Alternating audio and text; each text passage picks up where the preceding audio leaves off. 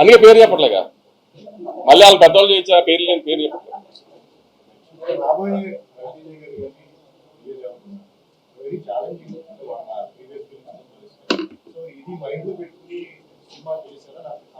Sir వాళ్ళ ముందు ఒక హీరో సినిమాలకి ముందు సినిమా రిజల్ట్ తో పని ఉండదండి. మన సినిమా కంటెంట్ ఎలా ఉంది, మన సినిమా ప్రమోషన్ ఎలా ఉంది, మన సినిమా ప్రమోషన్ మెటీరియల్ ఎలా ఉంది, అది నచ్చితే జనం థియేటర్కి వస్తారు, థియేటర్కి వచ్చిన జనం నచ్చితే అది ఆటోమేటిక్ గా కంటిన్యూ అవుతుంది. ఆ 2 సినిమాలు గ్యారంటీ హిట్ సినిమాలు అండి, ప్రాబ్లం ఏం లేదు. చాలా కాన్ఫిడెంట్ గా చెప్తున్నాను. ఇప్పుడు ఇంకా వీడు కింగ్డమ్ టీజర్ వచ్చేదాకా విజయ్ దేవరకొండ గారి పాత సినిమా ఎలా ఉంది అనేది మీకు డిస్కషన్. కింగ్డమ్ వచ్చిన తర్వాత విజయ్ దేవరకొండ గారి పాత సినిమా గుర్తొస్తుందా, కింగ్డమ్ టీజర్ గుర్తొస్తుందా? కింగ్డమ్ టీజర్ చూసుకుని కింగ్డమ్ ఎలా ఉంది అని యాంటిసిపేషన్ తో థియేటర్కి వస్తారు, కానీ ఆయన పాత సినిమా రిజల్ట్ గురించి థియేటర్కి రారు కదా. కింగ్డమ్ టీజర్ ఎలా ఉందో తర్వాత వచ్చే ప్రమోషన్ మెటీరియల్ అలానే ఉంటుంది, సినిమాను అలానే ఉంటుంది, ఏమి ఇబ్బంది ఉంటుంది. బిజినెస్ మీరు అన్నట్టు మమ్మల్ని నమ్మి చేస్తారు కదా, ముందు సినిమా నమ్మి చేయరు కదా.